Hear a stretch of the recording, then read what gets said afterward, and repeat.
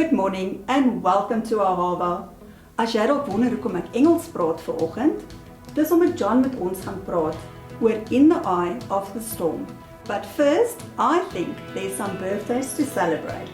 27 September, Dominique Wallace, 29, Koos Venter en die 30ste, Rian Norkia.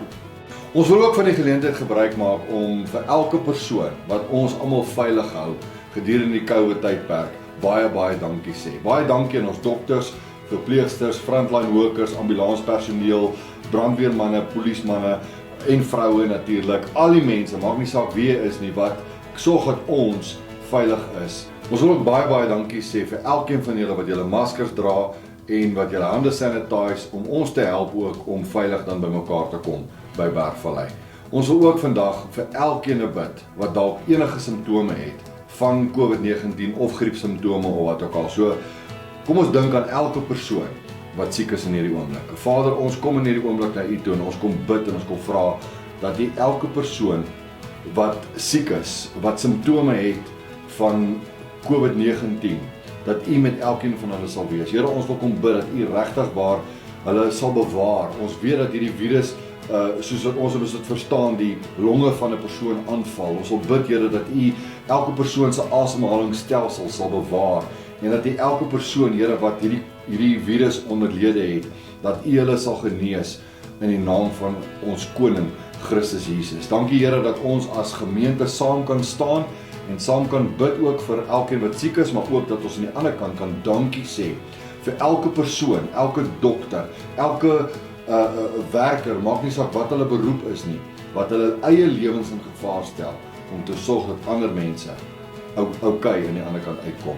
Ons bid dat U vir hulle sal seën met mildelike seëning in Jesus se naam. Amen.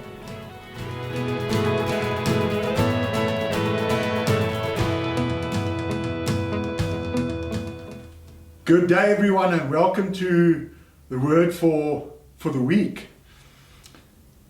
We're going to be hopefully not getting too wet in this sermon, but I'd advise you to get a cup of coffee and a blanket. We're entering a stormy season. I want to speak to you today about entering the eye of the storm. You might want to know from me, why would I want to be in an eye of a storm? Well, who's seen the storms in America? I mean, these storms are unreal. Have you seen a hurricane or a tornado?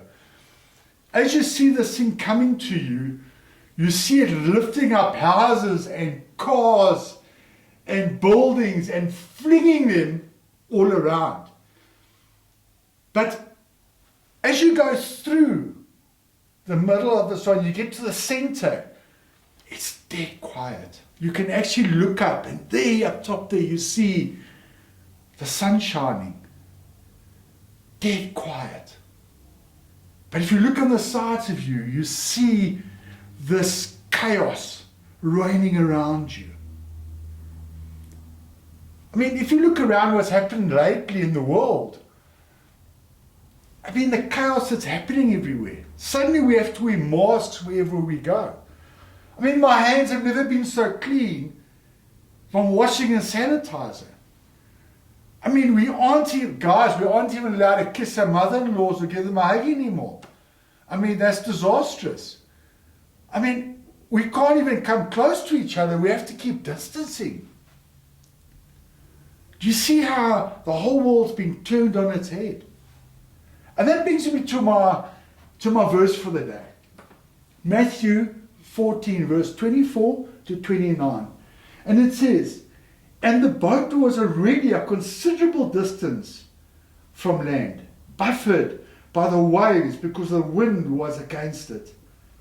Shortly before dawn, Jesus went out to them, walking on the lake. When the disciples saw him walking on the lake, they were terrified. 'It's a ghost,' they said, and cried out in fear. But Jesus immediately said to them, 'Take courage, it is I, don't be afraid.' 'Lord, is that you?' Peter replied. 'Tell me to come to you on the water.' Jesus said, 'Come,' he said. And then Peter got down out of the boat, walked on the water, and came towards Jesus. Wow. I want you now to put yourself in Peter's sandals. Not his shoes, his sandals. And I want you to take a trip with me through this Bible verse. But let's stop it just there. First of all, you must imagine these poor fishermen in a small little boat on a lake that's got massive waves and wind blowing everywhere. Who's ever seen the Alaskan fishermen? They call it dangerous fishing or something. These little boats are in these ginormous waves. The winds are horrific. And this is a modern day boat, and these guys are scared. So imagine how these poor disciples felt. I mean, they were in this little fisher boat in these big waves with strong winds. And here they see someone walking on water. Now, my brothers and sisters, I don't know about you, but if I'm in the middle of a lake on a boat and I see someone walking on water, I'm going to be pretty frightened.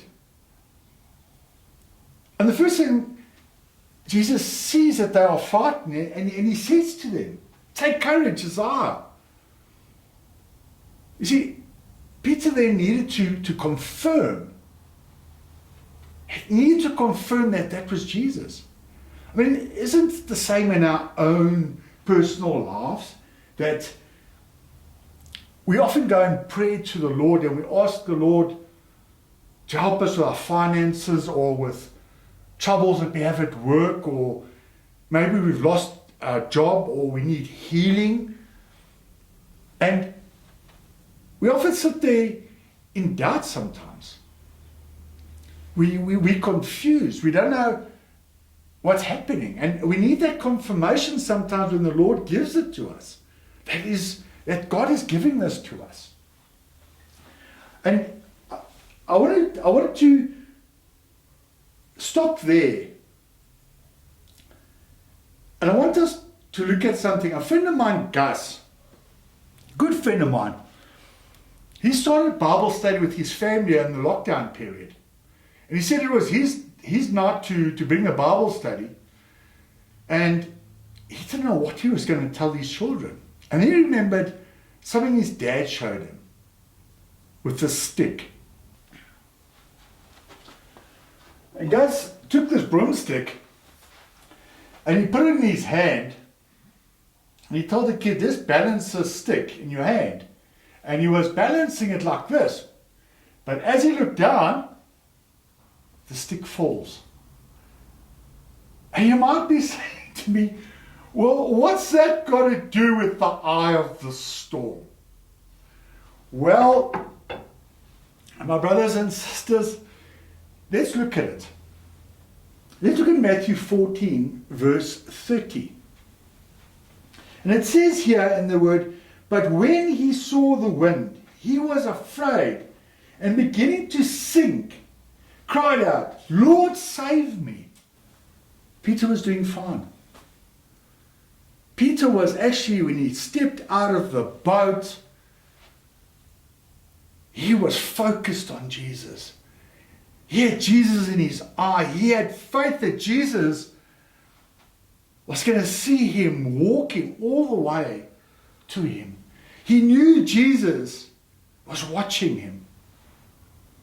He knew that Jesus had his best interests at heart. So it went wrong, you might ask. I mean, isn't it the same as us in life? Have you ever thought about that? We've prayed and God answers our prayers. God gives us a contract, or God starts healing us from inside. God helps us with our finances. And then what? Suddenly we realize, but hang on, we're in the world.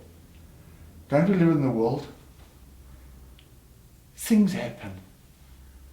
Accidents happen. Incidents happen. I mean, your car's brakes might fail and have an accident.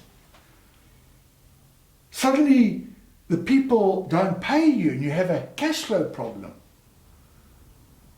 Suddenly, you and your wife are busy fighting because we can't agree on what to do and what's the path forward. Can you see the dilemma that we sit with now? Suddenly our well-planned day, suddenly our well-planned life is chaotic. There is chaos everywhere. We don't know what to do. And you can't actually blame Peter. I mean, here's Peter suddenly walking out on the water. And he must have been sidetracked because suddenly now he's turning around, he's noticing, well, have you seen the wind out here? This wind is horrific. Look at the size of these waves. And if you look at those Alaskan fishermen, I mean, those waves are big. I mean, no one in their right mind is going to be walking out in those waves. Maybe he looked down at his sandals and decided his sandals are leaking and he started sinking. Aren't we the same when we start looking around at our problems around us, that we aren't concentrating on what we should be concentrating on? We're looking at the chaos around us. And the more we look at the chaos around us, the more frightened we become. The more anxious we become. The less control we have.